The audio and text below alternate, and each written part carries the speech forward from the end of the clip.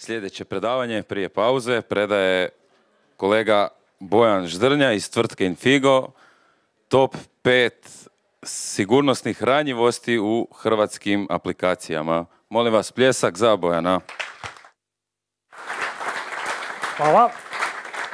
Hvala Tomislave.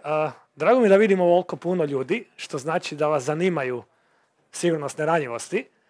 Pa prije nego što krenem s ovim detaljima, prvo da vidimo ovako, koliko vas tu razvija aplikacije, koliko je developera? Wow, skoro svi, ok.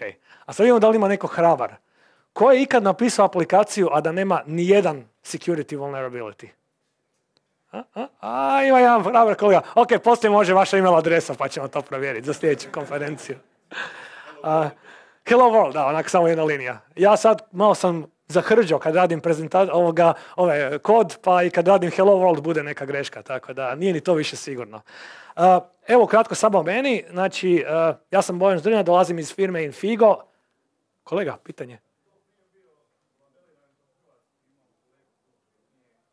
Aha, you would like me to speak in English? Okay, slides are in English anyway. Ok sa svima da bude engleski? Ok, cool. You're developers anyway, so you have to know English no matter what we do. So just a little bit about me. My name is Bojan Ždrnja and I lead the penetration testing team in INFIGO, which is a Croatian company, and all I do basically whole day is just try to hack applications, software, hardware, whatever. So my presentation today will be an overview of 5 top most common vulnerabilities in Croatian applications. I also teach 2 courses for SANS, so if you want to know more about that, let me know later. And this is my handle on Twitter. I want to collect bots, so I like more followers. So a little bit about presentation today. The statistics that we used to create the presentation was from all the applications that we tested in last about 10 years. This includes predominantly web applications. Probably like 80% are web applications. But all the vulnerabilities that I will talk about today are applicable to mobile applications as well, or even fat client applications. So no matter what you do, all of the vulnerabilities are basically applicable. I will give examples for web application vulnerabilities because they're probably the easiest to use and the easiest to understand. Although, as I said, everything applies to mobile and fat applications as well. So let's not steal time because I have only 25 minutes or 30, and let's see with the first category. Another question for you guys here. Who here uses Facebook? Quite a bit. Do you know about the hack that happened to Facebook about 2 weeks ago? Was anyone logged out of you here? Couple of you. So this category is basically partially related to the hack that happened to Facebook. The hack that happened to Facebook was related to tokens that are being used between different services that are then consumed by the front-end web application. So what happened here was, in Facebook, there is an option that allows you to view your web page as another user. In order to do that, Facebook basically issued a new security token to you, which is the session handling mechanism. And then you use that token to actually access your own web page. So they didn't recreate your web page. They gave you a token that allowed you to see your own web page as that another person. And in this process, they actually create a subcategory of direct object reference vulnerabilities where you were able to take the token that you were issued as your friend and then access that friend's data. And this is what direct object reference vulnerabilities are about. Anytime when we have a web service or a web application that allows us to try to retrieve a certain object, the web application or whatever is on the server side must correctly verify if the currently logged in user can actually or should be allowed to access that particular object. And this vulnerability category is the most common vulnerability category that we found in last 10 years in absolutely any Croatian application that we tested. And I would even dare to say that for last couple of years, it's worse with mobile applications. For some reason, many developers think that a mobile device is a completely isolated platform. It is not. As long as I possess this, I can do whatever I want with any request that goes to the server side, which means that absolutely anything I send to you on the server side, you must correctly validate. And we will argue that most of the vulnerabilities I will show are actually input validation vulnerabilities. The developer didn't correctly verify on the server side if the input content that was received from the client was actually okay or not. So let's take a look at this vulnerability. This is an example website, our internet banking website. So I know some of your colleagues here will like this particular example. And let's say that when you log into your internet banking website, there is a link that allows you to download your credit card statement. You can see all the previous transactions that you've done with your credit card for last month, for example. And this is what the link looks like. So this particular resource that is running on the server side must generate the PDF document that will be served to you. So when I'm logged in into the target application, and I go to the screen that allows me to download the links, then, the statements, then this will be created as a link. Now what happens if I change this number? Anyone knows? What should happen? Maybe 404, not found, but in a vulnerable application, that's right, I will maybe get data that belongs to another user. Why? Because in the background, what happens is that this particular resource will take this object number, which is probably an ID in a database, create a SQL query, retrieve the data from the database, and then create the PDF document from me. So I can simply modify this and get another user's data. Something similar happened to Facebook. They were issuing tokens, and I actually got someone else's token. With that person's token, obviously, I can get that person's data. As I said, this is the most common vulnerability that we've been seeing in the last 10 years. And in order to fix it, well, it's easy for me to say what to do. Sometimes my job is a bit easy. I can just say, oh yeah, you need to add code that will run on the server side and that will verify if the currently logged user is actually allowed to access this particular object. But notice what you have to do. You have to do this in every single instance that allows me to modify a query that your application is getting. And no matter what you use, web application, mobile application, FAT application, I can always modify this query. There is no way that you can prevent me from modifying this. And this means that we have to pay special attention to this vulnerability category. The second most common vulnerability category actually became an often one in the last 2 years. For some reason, a lot of applications that we started testing are using XML documents to actually process data. So this is very common. We have one interface that is creating an XML document, and then it sends that XML document to a different interface. If I, as an attacker, can somehow modify the XML document, I can actually cause the XML processor to perform strange actions. And those actions can be very, very dangerous. It means that we can extract data. We can even, in theory, perform remote code execution. So if anyone here codes in PHP, PHP is particularly vulnerable to this, because there is a handler in PHP's XML parser that allows me to execute commands on the remote server. So let's take a better look at this particular category, because for some reason, as I said, I've been finding this one so often, and that I think most people are maybe not aware of what I can do. So this is our simple, very, very short XML document. And of course, I'm missing the first version of the conference, so we have only 2 elements in our XML document. And this is the one that we will be using to demonstrate the attack. It won't be live demonstration, unfortunately, because I didn't have enough time. But believe me, it works in practice. But we will use this simple document. So what do we have here? A definition at the top. We have some events. Here are our conferences. title, year, and location. The most important thing for the attacker is that he can somehow get this document, modify it, and submit it to your application. Let's say it's maybe a web interface, or maybe file upload, maybe even through email. It doesn't matter. All I need is to be able to see this document and modify it. So now I can add a couple of extra XML tags.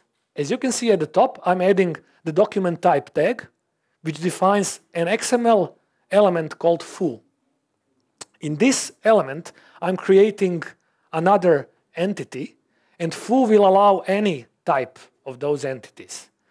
This is a very simple injection, and this is basically something like a macro, as you can see. I create a new entity, which is called XXE, with the contents of Zagreb, Croatia, and then in the XML document, by supplying ampersand XXE semicolon, I actually reference this particular entity. So when you supply this to your XML processor or XML parser, what happens is that parser goes from top to bottom. It will see a new document type, new element. Okay, this is our entity called XXE. And whenever it finds the reference, it will simply take the string and put it into the document. So what I'm exploiting here is the fact that your parser will actually process the entity, new entity that I'm injecting into the XML document. So this is still not exploitation, right? But I'm testing if it works. If this works and I can somehow see the output back, then I know that you will be processing entities. So let's see what I can do here. So with this example, I have external entities. Previously, this was just an entity. This is an external entity. So let's make this more interesting. What am I doing here? I added a new entity, system entity, which is an external entity. And as you can see, I'm reading a file from the disk of the server. If this was on Windows, I would simply supply the full path. So it will be file : / then C : / and so on. So I can actually supply whatever path I want. And all I need for your web application to be vulnerable is that the user under which the XML parser is running can actually read this file. It will be the user maybe on a backend server that the target application is actually running under. Maybe a web user, maybe another non-privileged user. So I need to find files that I can read.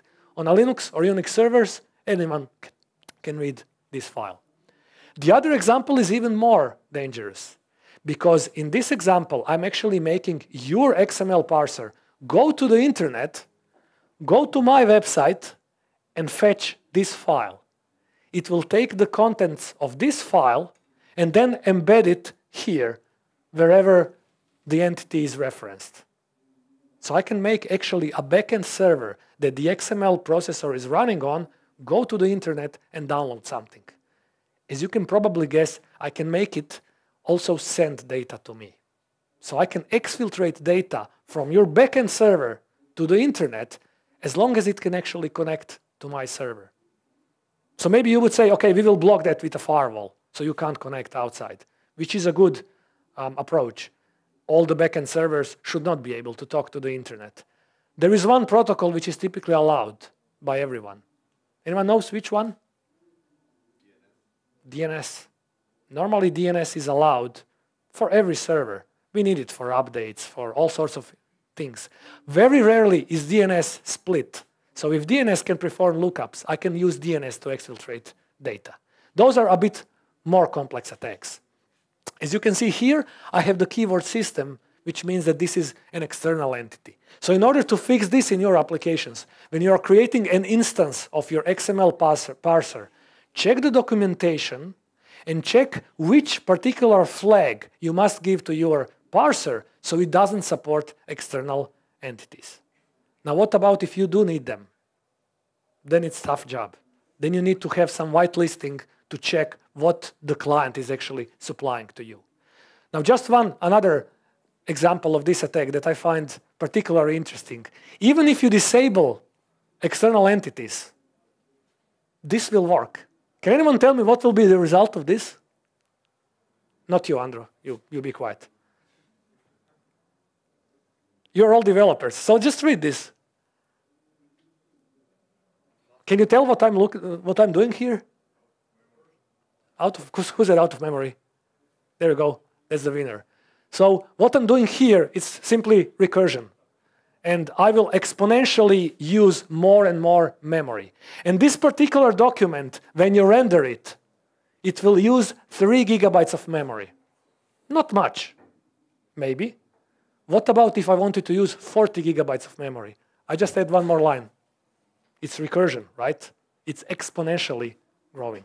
So with this, I can actually make your XML server crash. XML parser server crash, probably. I will use all the memory that I can there. And notice, I'm not using any system references. This is not external entity. So even if you disable external entities, this still works. There is typically another flag on XML parsers that allows us to actually limit the memory that the parser will use or time that it will take the parser to run. So we can tell the parser, you always need to finish in 1 second because it will take probably longer to parse this recursion here. Notice how maybe easy it is. It happens to the best as well. Well, maybe not the best. This is a vulnerability that a colleague of mine and I found in a software called Nexpose. Anyone knows what Nexpose does? Nexpose is a vulnerability scanner. It is a tool that you should use to find other vulnerabilities. And it's probably the most famous one. And it had the same vulnerability. There was a screen in the tool.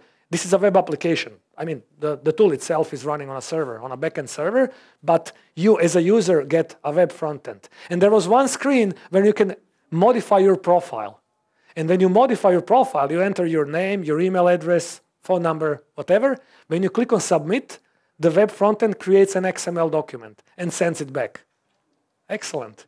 If I can see that XML document, I can block it, intercept it, and modify it. And that's what we did. And we were able to read all the files from the web server. And the funny thing is that since it's a vulnerability scanner, one of the requirements is that it runs as root or administrator. So you can read everything, right? Whole server. How about Microsoft? Anyone knows what is Windows Remote Assistance? So it's not Windows Remote Desktop. It's when you want someone to help you with your Windows. So with new Windows, there is a feature called Windows Remote Assistance. You can enable it, and then you can type in your colleague's email, and it will create an invitation. You take the invitation and send it to your colleague. He double-clicks on that, and he connects to your computer with remote desktop. There is no need to set up accounts, to give him passwords or anything. And that invitation works only one time. Cool, right? The invitation is what? It's an XML file. If it's an XML file, I can inject the same thing. So I can inject that into the XML file and send it to a person and then tell that person in email, would you please be so kind to help me with my machine? If he clicks on that file, Windows Remote Assistance will open and I can read any files from his machine. So Microsoft patched this in 2018. This vulnerability is 2 months old. So I hope that all of you patch your Windows. Otherwise, your Windows Assistant has the same vulnerability. So how do we actually battle this? Well, if possible, I would say use less complex data formats. JSON is a bit less complex. Parsers for JSON are much simpler than those for XML. So if you can use them. If not, then first disable XML external entities and any DTD processing in your XML parsers. That will prevent me from extracting the data or reading the data from your disk. I will still be able to run those bomb attacks to eat your memory. So there are a couple of other things that we can do about that. Of course, perform input validation. If you don't need the client to be able to send that XML file, then don't do it. What else do we have? On the third spot, SQL injection vulnerabilities. I know that most of you heard about SQL injection. At least I hope that most of you heard about SQL injection. However, it is still the most common or one of the most common security vulnerabilities. For the OWASP project, which is Open Web Application Security Project, an open project that handles security in web applications, but in mobile applications as well. This is on top spot. For them, this is the top vulnerability. For us, I would say it's on the third place for Croatian vulnerabilities. Croatian applications. They're a bit better. So SQL injection is the most common. We have other injections as well. It can be command injection, LDAP injection. Whenever you take some input from me and you put that into some backend engine, if I can modify that input, I can potentially cause some actions to happen on the backend engine. So we have to validate absolutely everything you get from the end client in absolutely every single screen, every single service that you're getting. How about if you use NoSQL? Is there SQL injection in NoSQL? Well, not SQL injection because it's NoSQL, but there is no SQL injection then. It's not as powerful as SQL injection because with a relational database, we have the SQL engine, which can do all sorts of actions. With NoSQL databases, maybe we are a bit limited. But again, depending on what you do with the input you receive from me, I could be able to maybe read someone else's data. So whenever we submit input into a backend engine, that's where we have a vulnerability. So here is a very simple example. I'm taking an input from a GET URL request. This is like SQL injection 101, right? And I'm doing this in PHP code here, just to be easy to read. I'm creating the SQL query based on the input in a GET parameter called name. So when the attacker puts something into this name that contains a single tick, this particular SQL query will break. And this is what we use to find SQL injection vulnerabilities. There is a joke where they say that there are no SQL injection vulnerabilities in Scotland or Ireland. You know why?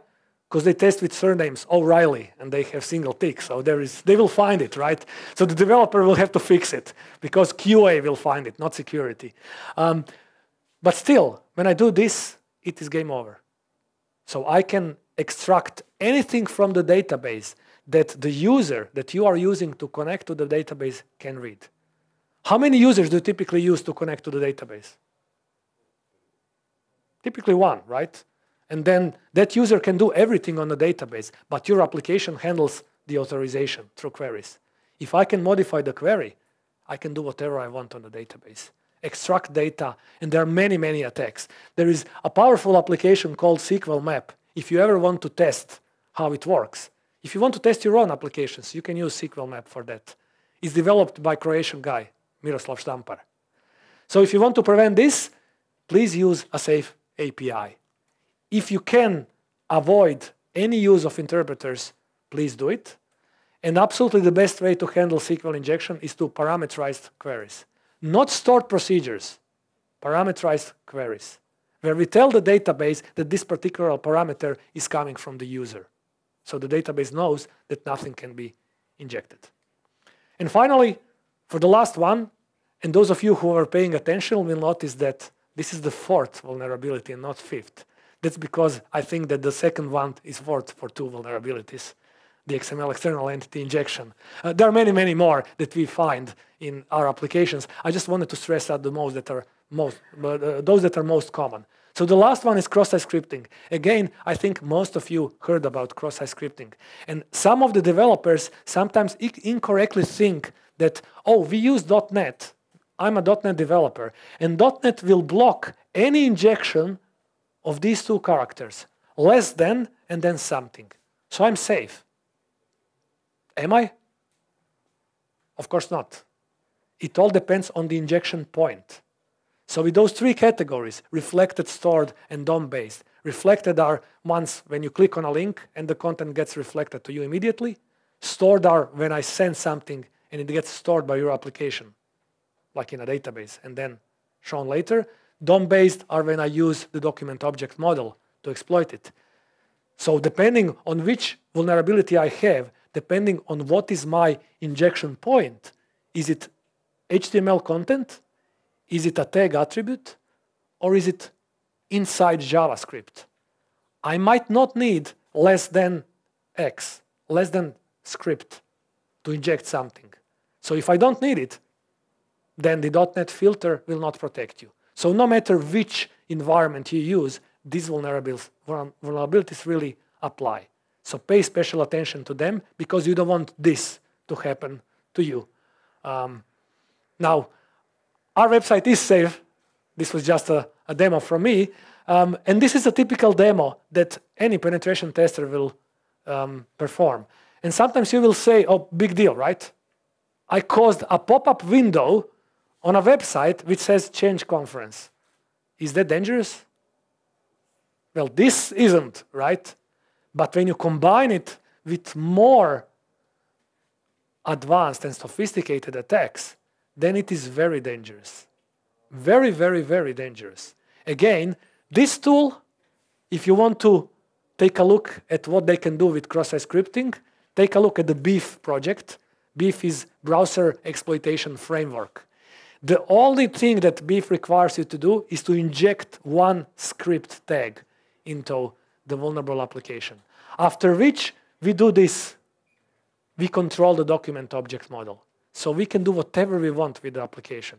Do you want to change what it looks like? No problem. I can modify the application that is vulnerable. And what would I do with the application? Well, if you logged in once, and I have cross-site scripting in your application, and I modify the DOM so you get the pop-up from the application, not like this one, but a pop-up which says, your session has expired, please log in again. How many users will type in their username and password? Virtually everyone, because it comes from their application, from the application they were in. So they will trust what they see. They will even maybe check, do they have that lock icon? Is it SSL? Of course it is. It's cross-site scripting. I'm just reflecting the data back. So this vulnerability is really, really vulnerable. And I would really like to stress out how often we see this. Almost every single application has this particular category of vulnerabilities. How to deal with that? Well, you have to apply content-sensitive encoding. So depending on where you actually inject what you got back from me as a user, you need to properly validate that, encode or filter out. Use the frameworks. Quite often frameworks allow you to properly encode whatever you display back. And of course, content security policy helps as well. Read a little bit about it. So to end the presentation, and I'm just about on time, we might have like a minute or two for questions. How secure are applications? Well, to be honest, it's almost the same everywhere. I must admit that overall awareness in Croatia, and we test applications all over the world, overall awareness in Croatia is a little bit better than everywhere else, but it's still not as where I think it should be. So if you develop applications, please go to this website, OWASP, read what they have, what they can tell you about security of applications, and you will definitely gain, I think, very, very valuable knowledge. If you've never tested your application, it's probably very bad, unless you are on such a high level of security maturity that you fixed all the vulnerabilities. And with that, I'd like to thank you. Any questions? No? Everyone got scared, or it's too late in the day? Both of these things are okay because we'll have drinks soon. So thank you one more time for attending.